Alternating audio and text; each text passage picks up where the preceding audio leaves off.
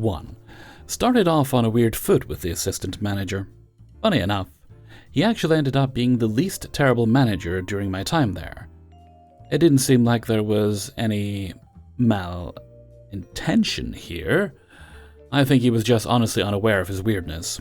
I'm a 28-year-old woman, was on my second shift, and being trained for front desk by one of the very few competent desk agents they had, a 40-ish-year-old woman. This hotel specializes in theme rooms, which range from kid-friendly, think princesses, pirates, and astronauts, to adults only, example a strip club theme. Naturally, I had a lot of questions about the rooms. Eventually, the assistant manager, a 38-year-old man, decided to just give me a tour. It wasn't part of their normal training, a testament to how poorly this place was run, but he thought it would help me. He told me a story about a time when he was new and he tried to sell a theme to a family with young kids, not realizing it was an adults-only theme. He led them up to the room, only to open the door and see a sex chair. He thought I should see the rooms to avoid making a similar mistake, and I couldn't agree more. He made a list of vacant rooms to show and started to tell the desk agent about it. This is where things started to get weird. She interrupted him and asked me, "Are you married?" I was taken aback, but answered, "No." She then turned to him and said, "Oh, so you have a chance." He chuckled awkwardly, and I just felt extra on edge. I was trying to be especially professional so he wouldn't get the wrong idea, and the tour started off normal enough. Eventually, we reached the traffic-themed rooms, very popular with little kids. The room has a body of a real pickup truck in the center with a queen-sized bed in the box of the truck. I was walking around the room, taking note of the decor and furniture, while my manager told me about how some groups might choose to have a small person sleep in the cab of the truck because it's a bench seat. He said, "You can really open the door." Note that he meant only the passenger door. The driver's side door was against a bunk bed. I sort of just nodded and said, "Oh, cool." I'm an adult and I didn't really feel the need to test it. But he insisted I open it, so I did. He was like, "Get in. See what it feels like." I believe he was trying to make the tour interactive, so I humored him. Then he came around to the open door and told me to scooch over, you drive. As he got in himself, he shut the door and asked where we should go. I offered a disinterested response like, "I don't know." Then he said, "Do you think I could lie down in here? Maybe, it's pretty spacious." Again, I honestly think he was trying to be playful and friendly, but as a young woman in the workforce, I was acutely aware of the fact that I was in an enclosed space with a male superior, and the only way out was past him. I kept asking questions about the room and amenities until he let go of his odd game. A little while later, we entered one of the adults-only rooms. He immediately pointed and said, "See, there's a sex chair. That's the kind of thing you need to know." It was sort of a small, curved chaise sitting on the floor. I naively responded, "Really? I wouldn't have known that was a sex chair. I just thought it was an artistic shape." He said, "No, it's a sex chair, look." Then he sat down on it and demonstrated how it would be used. I just asked questions about other things like the lights to draw our attention away, but he remained sitting there while he answered until we left the room. I was relieved he didn't ask me to try out the stripper pole like he had with the truck. He was generally more normal the rest of the time we worked together, but for some reason a couple of the desk agents, including the one who trained me, made a point to say something weird every time he and I were in the same room. They would ask me if I have a boyfriend, if I want to have kids while making eyes at him, or immediately tell me to give him a hug when he arrived in the morning. It was super awkward, but surprisingly, one of my more minor complaints about working there. Just goes to show how much I hated it. 2.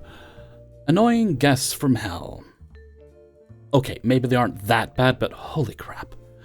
So I work at a somewhat small hotel, 96 rooms, and we've been almost fully booked for about 3 weeks straight. Most of these guests are coming from or to this local retreat from a place called the Art of Living, which is quite literally known as a literal cult. My coworker informed me that some of the worst, most needy and annoying guests would come over in the summer for this place, but I didn't realize how true that statement would be. Everything last night really proved that. These guests want me to bend the rules, clean their rooms as a front desk assistant, and just bend over backwards to do everything they want.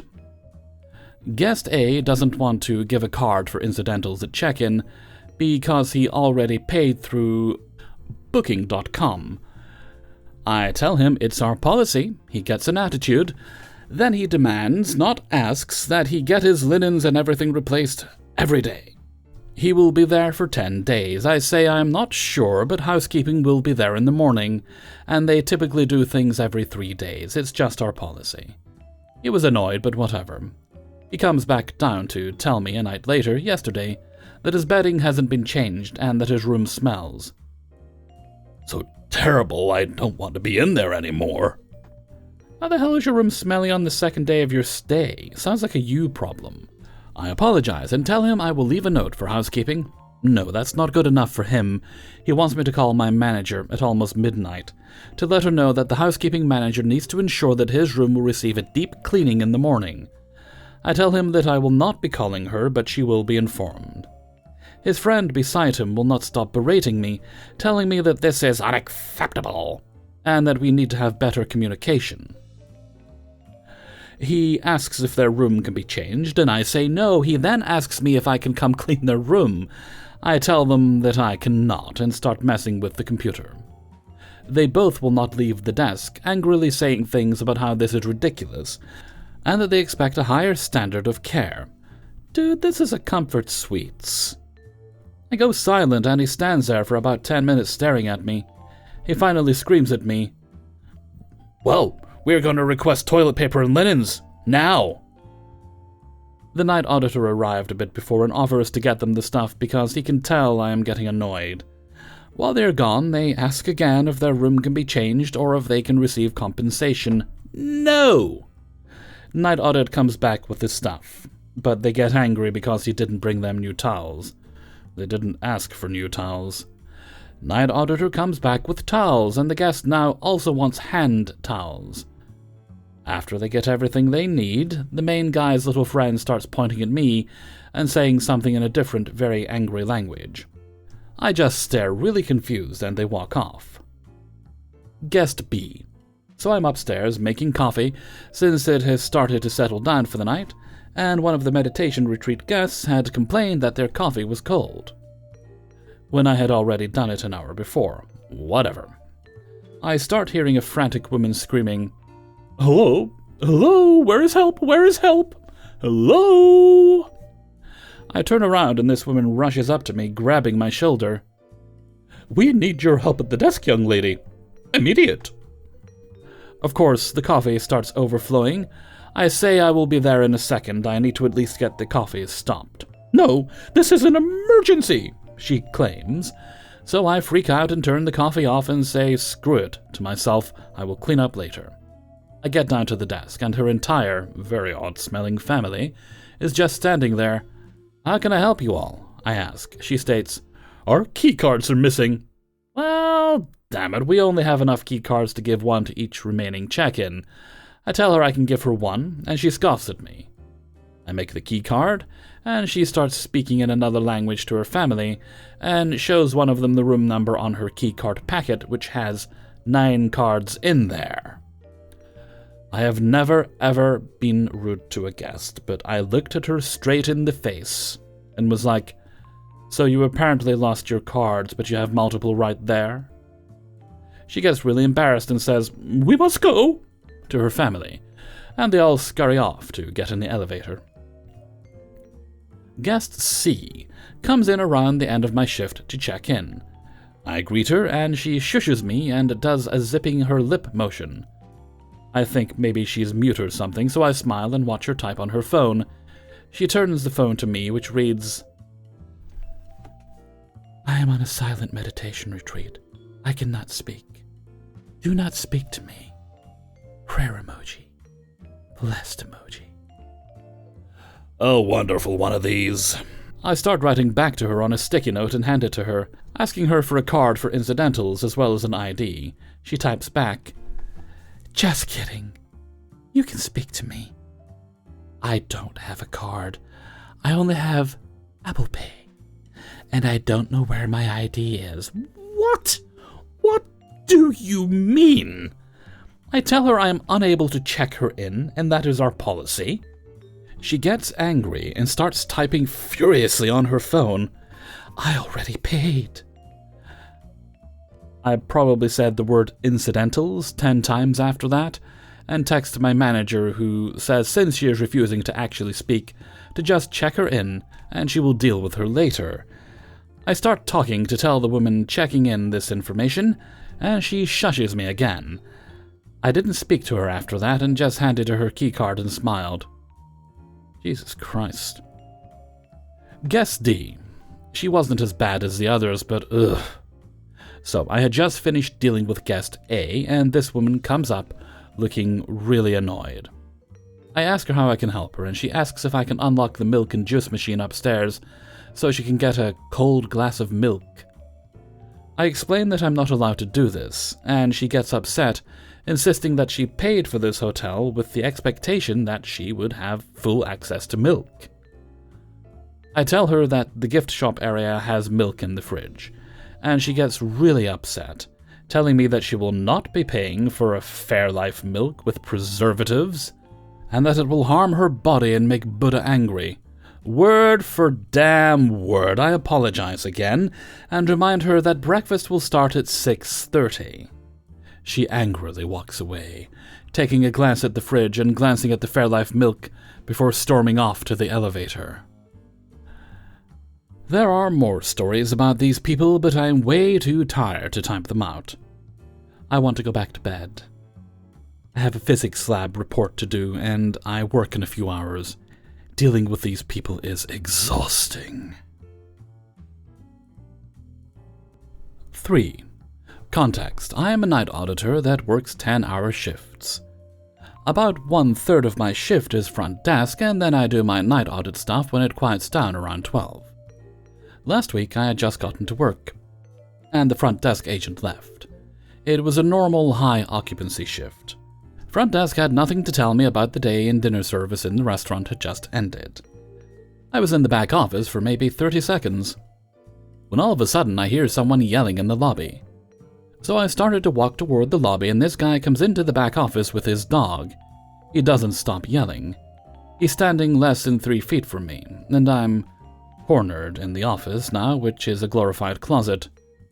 He was screaming and cussing at me because we don't have a vending machine on property. This wasn't like a normal guest yelling or speaking loudly because they're upset. This guy was filled with rage. His face was red and he was practically foaming at the mouth. He kept yelling about it, and I know enough to not interrupt and just let him vent. I stayed calm, even though I was worried about the fact that he's cornered me and yelling in my face. It was the type of anger you see on social media before a customer starts swinging at an employee. So I just let him yell. I had my hands in my pockets, trying not to seem like a threat, and maintained eye contact while nodding and acting like I was concerned about the fact that he couldn't get a Snickers. Luckily, he started walking out while still yelling and cussing. Then he walks across the lobby and yelled about how "you're an effing joke, you're a mother effing 1-star resort, what kind of hotel doesn't have an effing vending machine?" etc. He wants to speak to the effing general manager in the morning. I said, "Yes, sir," apologized, and he went to his room. Keep in mind that he is now standing on the other side of the lobby screaming. This all happened while there were guests around. I assume he was drinking or on drugs, because who gets that angry over chips and soda? If he had just talked to me like an adult, I would have helped him out. I could have went to the employee break room or asked the restaurant to get him something. Even if he had let me speak, I would have offered to help him. I reported it to my manager, and here's the kicker. My manager acted like he was concerned, even said he might evict the guy. but I found out that he just sent amenities to the room, gave him a discount, and apologized to the guy for the inconvenience. I don't understand why the worst guests get the best treatment in the industry. The industry rewards bad behavior and screws over the nice people that don't make a big deal out of minor inconveniences. I honestly don't know what someone would have to do to get banned from here. It seemed like he was going to evict the guy, but instead rewarded his behavior. So the guy will probably come back and act the same way. I was ready to call the cops if the guy came down again and acted like that.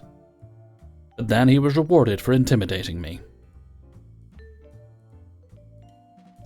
4. I feel bad, but then again, shouldn't she have known this? Backstory. Group coming, organizer booked all parents' rooms, parents pay organization, organization pays us. All have standard rooms with 2 queen beds. This morning, a parent calls our front desk, I wasn't in yet, and mentions she is bringing an emotional support dog. Staff said she's not sure what we can offer in regards to rooms and will have to check with management. Of course, I get that job. And we only have a 1 queen pet friendly, since in BC, emotional support dogs are not acknowledged as service dogs and don't get special privileges. We have a complete printout from the government side regarding all this. Owners have strict policies here as well and treat them as standard pets that must be in a pet room with a pet fee. I call her and explain all the details and what we have to offer. Plus, there is a pet fee per night. She flips out, first saying the organization should have made sure all was set for her. They mentioned nothing. I worked closely with the organizer for years, so I know she didn't tell him. Also, why would you call the morning of the stay date to let staff know if you had told the organization last month when they had the room list? I sense a liar here. She goes on a tangent about discrimination. She is stuck here now, but will never stay again. She wants government rate during the summer sports season. Really, lady? That's not government work. Obviously, we don't have one, so I quote her a regular rate, which is higher than group.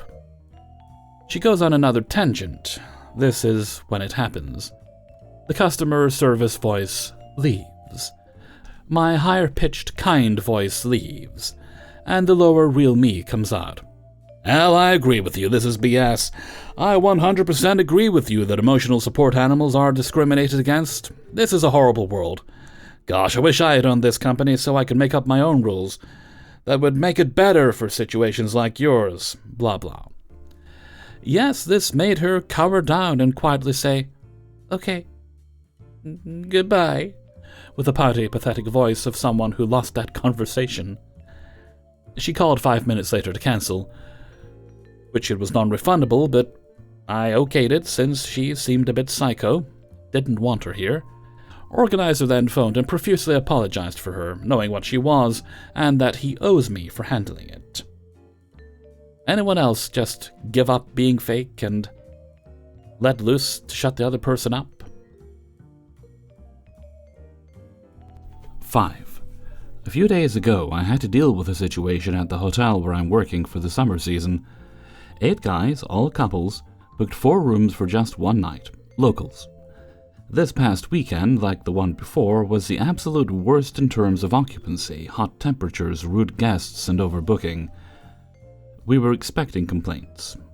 I'm writing this post, not just to vent, but to ask for advice, as I'm new to the industry and still struggle with people yelling at me or my colleagues. The group wanted their room comped because the bar owner across the street ignored noise regulations and threw a party until 3 a.m. The night auditor was overwhelmed with angry guests, and our GM called the police and had a friendly chat with the bar owner. But the damage was already done. The morning after, the group stormed the front desk demanding compensation for the noise, but I knew the GM wouldn't give it to them. They were not civil about it. One of them, acting as the spokesperson, got all red in the face and was visibly shaking while yelling at my colleague. I was busy with another guest who wanted to check out. He said he would come back later to settle the bill because the group was so loud that he couldn't hear me. I had to step outside the front desk with him to discuss his bill because we couldn't hear each other. As I returned inside, while stepping behind the desk, I noticed the spokesperson's deadly look towards my colleague. Guys, I'm serious, he was looking at her as if he wanted to beat her up, and he was still shaking, as if he was having trouble containing himself. I later mentioned this to my colleague, thinking I might have overreacted since I'm pretty anxious, but she had the same feeling. I got all snappy and physically put myself between my colleague and the guy, even though we were behind the desk and I'm much smaller than my colleague, who knows how to defend herself. The interaction went like this: "You need to calm down. What do you mean we were supposed to tell you about the party? We couldn't have known beforehand, it wasn't a scheduled event." I am calm. I'm not raising my voice. If you're not raising your voice right now, I wonder how you sound when you're actually raising it. Trust me, you don't want to know how I become. At that point, de-escalating the situation became too difficult for me. The hotel manager tried to reason with him, but she also refuses service if yelled at. Before leaving, one of the group members insulted her in the local language, which she didn't understand because she's not a local. They were also outraged that drinks weren't included in their full board, even though this information can be easily found online while booking. Later we learned that they didn't order any drinks at the restaurant, not even water, but the waiters saw they had plastic water bottles in their backpacks. The housekeepers reported that some of them stole soap dispensers and towels from the rooms. What worries me is my inability to keep my composure. I lost control and got too excited, matching the guests' rude demeanor and energy. Usually when there is only one furious customer, I can handle it. However, there were 8 of them. I've been working as a front desk assistant for just 1 year, and I had never experienced anything like this before. What can I take from this situation, and how can I do better next time? I have already talked about this with a senior colleague, who advised me to stay in the sidelines and shadow my other colleagues, just observing before jumping into the fray, because I still don't have enough experience to handle such a chaotic situation. Any insight is appreciated, and good work to all. Hellfreezer's note: it is generally a bad idea to antagonize an angry person and make them worse. The best thing you can do is be super polite to them. However, I always encourage people never use the word sorry when they're venting their anger at you. It does just validate their ridiculous feelings. But always be super polite, super positive. Don't just acquiesce and give them whatever they want. A lot of people in the service industry will just do that to avoid problems, and it only causes further problems down the line. However, your instinct to defend your colleague is a good one. You just need to learn a little more subtlety about it. So, as your colleague said, observe for a bit, and you'll work it out. Hey everybody, Hellfreezer here, and thank you very much for listening to COAHW, episode 152. That's Confessions of a Hotel Worker for those who are new. And thank you very much to everybody who allowed me to use their stories in this video. If you enjoyed today's video, then you can support me on my Patreon page, which is linked in the description. You can do that for as little as $1 or more a month, and you'll get all the videos at once on a Monday.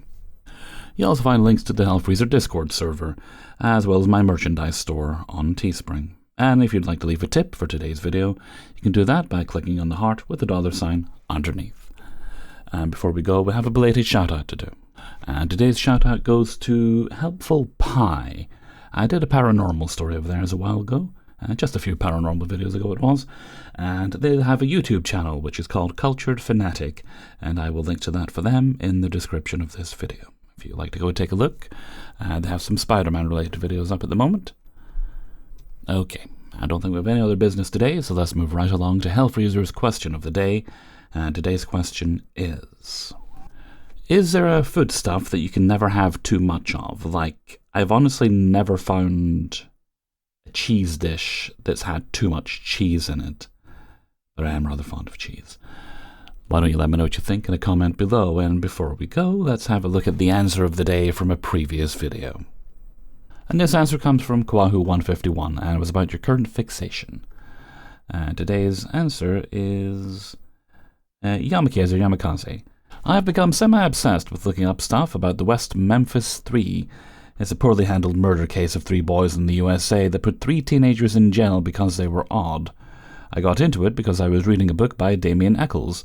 about magic, and he kept mentioning his time in prison and finally looked it up.